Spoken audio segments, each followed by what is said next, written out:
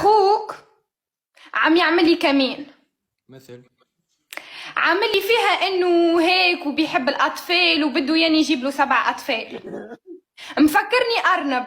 لا ما لا لا، هو عم يعمل لي كمين لحتى انا اقول له طيب تزوج 2، انا بجيب لك 3 وهي بتجيب لك مدري 4. لا كيف لا. خطيبتك تقبل تطلع مع رجال؟ هذا اخوي يا حمار منك، هذا اخوي ابن امي وابي. المهم تابعني يا اخوان. المتابع المنظر يتابعوا يا جماعة.